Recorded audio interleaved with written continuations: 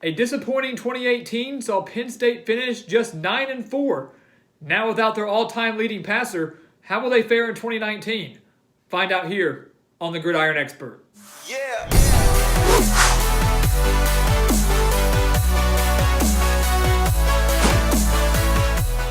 Penn State lost their all-time leading passer in Trace McSorley and their running back in Miles Sanders, who rushed for over 1,200 yards, and now everybody assumes that Penn State is going to take a major step back in 2019. And I'm here to tell you that is not the case. Penn State does return 6 starters on the offensive side of the ball, and while the losses of McSorley and Sanders will hurt this offense, they still have very high potential. They bring in Clifford at quarterback, and many assumed it would be Tommy Stevens that would be the successor to Trace McSorley, but he decided to transfer to Mississippi State. Clifford steps in with a lot of potential. He looks good during the times I have seen him play, and I believe James Franklin is going to get the most out of him in 2019. They also returned K.J. Hamler, one of their top wide receivers from 2018. So this Penn State offense can still thrive under James Franklin in 2019. Just because they lose those bigger playmakers, yes, they'll take a little bit of a step back, but I don't think it'll be by that much. Defensively, they return 6 starters, and a defense led by James Franklin is always a strong defense.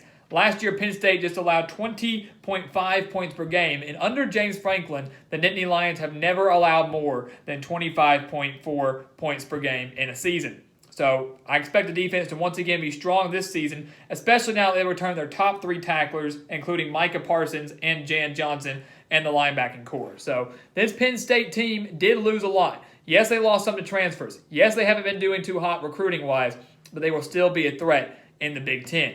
And we have them opening up the season 2-0 with easy wins over Idaho and Buffalo. Perfect games to get your new quarterback adjusted, to work out any issues that they have, a 2-0 start, and a chance to work out some mistakes before they start real play when they face off against Pittsburgh, who they beat 51-6 last year. Now, Pittsburgh and Penn State have had some classic games in the past, but the past 2 years have not been the case. Penn State taking easy care of the Panthers. This time, Pittsburgh will once again fall to the Nittany Lions. They lose their top 2 rushers in Quadre Olison and Darren Hall. While I do think that Pittsburgh's defense will be strong, they will not have a chance to come on the road and beat Penn State in Happy Valley, and I do not have a lot of faith in their offense led by Kenny Pickett. I think Penn State starts off the season 3-0 with another convincing win over Pittsburgh, and week by week, Clifford and this offense will continue to gain confidence. I have a lot of faith in this Penn State defense. The offense is the one where people have questions, and every single week they will continue to get stronger and get better. They get a bye week before they go on the road to Maryland. This is a legitimate trap game for Penn State. This is really the first true test for the Nittany Lions in 2019, their first Big Ten game of the season. Last year, Penn State took care of business. They beat the Terrapins 38-3, and the year before that, they beat the Terrapins 66-3. So they've just allowed Maryland to score 6 points over the past 2 seasons. These guys are both off of bye weeks, though. Maryland being at home, now led by Mike Locksley as their new head coach. The offense will drastically improve now of the emergence of Anthony McFarland and the transfer quarterback in Josh Jackson. So Penn State cannot afford to overlook this game. But I do have faith in James Franklin. I do like they're coming off a bye week, and I do believe that Clifford is not getting enough credit. I think with a young Maryland team that's still under new management and only about 5 weeks into the season will still be working out some things, Penn State goes on the road and beats the Terrapins and starts the season 4-0. And I should also mention that the streak of 5 games here between the bye weeks, so Maryland, Purdue, Iowa, Michigan, Michigan State, those 5 games will define Penn State's season. Whether or not it will be a successful one, maybe 9, 10 wins, or maybe just barely making a bowl game at 6 or 7 wins. These 5 games will define the Nittany Lions season, and unfortunately for them, they have 3 of them on the road. But we have them starting off 1-0 in that 5-0 or 5-game stretch. They come back home to face off against Purdue, facing one of the most veteran and probably one of the better quarterbacks in the Big Ten in Elijah Sindelar. They also are facing off against one of the most explosive players in all of college football in Rondale Moore, who will absolutely be Sindelar's favorite target in this game. They also returned 9 starters on defense. So this Purdue team that's made a bowl game the past 2 years under Jeff Brom is going to continue to improve, even though they only returned 3 starters offensively. I like this Purdue team a lot. but I don't like them enough to come on the road and beat Penn State in Happy Valley. It's one of the most toughest places to play in all of college football, and they're going to beat the Boilermakers at home. Although this could really test this Penn State defense going up against that explosive of an offense. The Nittany Lions get a win against Purdue. They are 2-0 in that 5-game stretch that we mentioned. But their first loss comes against Iowa. As we all know, Kinnick Stadium is one of the most difficult places to play as well in the entire nation. Last time that Penn State visited Kinnick, the Nittany Lions scored a touchdown as time expired to crush the Hawkeyes 21-19. Last year, it was a 30-24 victory in Happy Valley, so another classic game between the Hawkeyes and Penn State.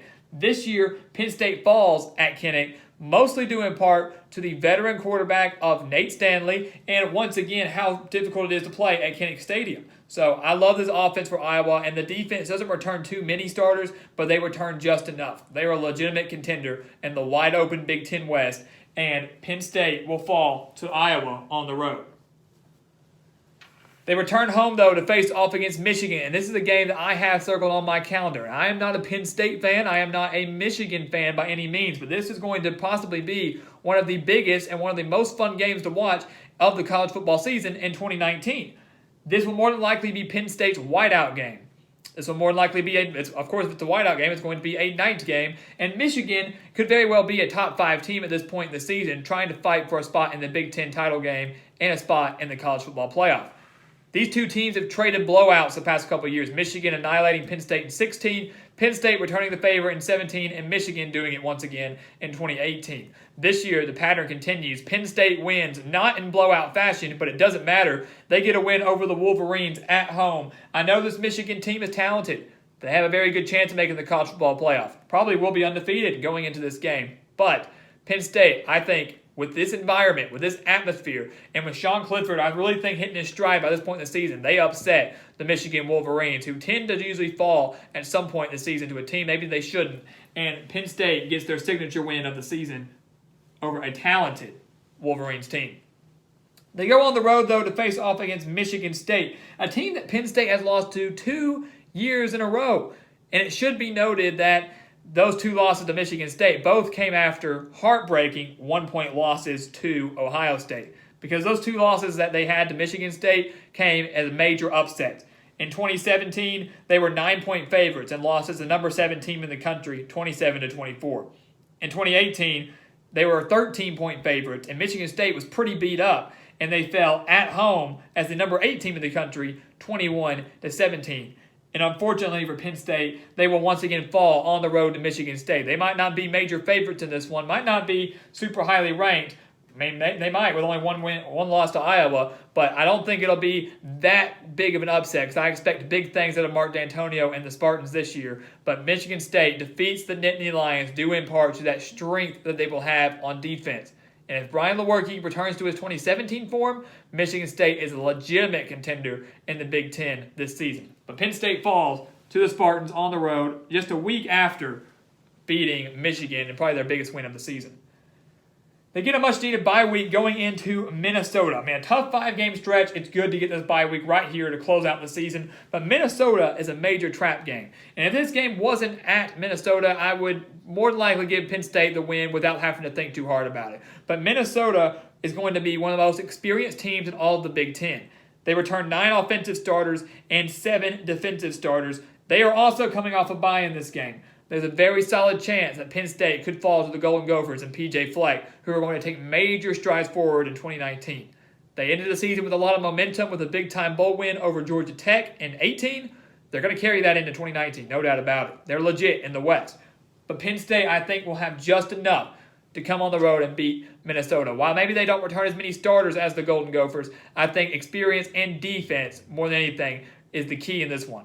I think Minnesota has a great offense. The defense will be better than they were in 2018, but not enough to beat Penn State. Nittany Lions pull out a close one against the Golden Gophers, much needed after a bye week. They go back home to face off against Indiana, a team they only survived last year by 33-28, so a 5-point victory over the Hoosiers.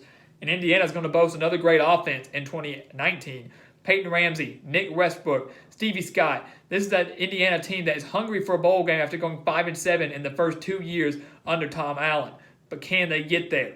I can tell you that one of those 6 wins, if they can get there, will not come against the Nittany Lions. Penn State returns home after an emotional win over Minnesota, beats Indiana, although they can't afford to overlook the Hoosiers because they do have Ohio State coming there. They can't afford to overlook Indiana in preparation for Ohio State, but I do think they get the win over the Hoosiers.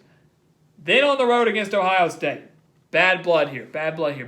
Penn State should have won the past 2. Should have won the past 3. They won in 16. They fell by 1 point in 2017 after blowing a huge lead. Blew another lead in 2018, losing by 1 point after one of the worst coaching decisions I've ever seen in my life, rushing right up the middle on 4th and 5 with the game on the line. But this time, on the road against Ohio State, it will not be a 1-point loss for Penn State. It will be much greater than that. Not by 20, not by 28. It will be bigger than 1, though. I can guarantee you that. They will fall on the road to the Buckeyes. This team is just going to have too much. They're still one of the top competitors in the entire Big Ten. This Eastern Division is so tough, as I've said. It's Michigan, Ohio State, Michigan State, and Penn State. And they're going to continue to beat each other up. But Ohio State will take care of the Nittany Lions this year. Justin Fields, like Sean Clifford, will continue to get better every single week. And Ohio State absolutely owns the edge on the defensive side of the ball. And they also own home field advantage. Penn State takes their 3rd loss of the season to Ohio State. That's also their 3rd conference loss. That 2nd conference loss to Michigan State could put them out of the Big Ten title hunt. If it doesn't, this one to Ohio State certainly will. And then they will close out the season with a win over Rutgers, a team that I do think will improve statistically, a team that I think will improve competitively, just maybe not in the win column, unfortunately, for the Scarlet Knights. And we could be seeing the end of the Chris Ash era with Rutgers. But Penn State should take care of Rutgers, a team I think will improve, but at home should have no issue there. And the Nittany Lions, under James Franklin, finished 9-3. And that is a very respectable record considering the circumstances. Last year they went 9-3 in the regular season as well. Fell to Kentucky in their bowl game to finish 9-4. And that was a disappointing season. But with the amount of people that they lose, I think everybody in Happy Valley would be happy with a 9-win season and a potential 10-win season if they can win their bowl game. James Franklin continues to amaze me, continues to do remarkable things in Happy Valley. Let's see if he can keep it up in 2019. So guys, as always, thank you for watching us here. Go follow us on Twitter and Instagram at Gridiron Expert, and go visit our official website, thegridironexpert.com. Sign up for our newsletter and sign up for our expert picks.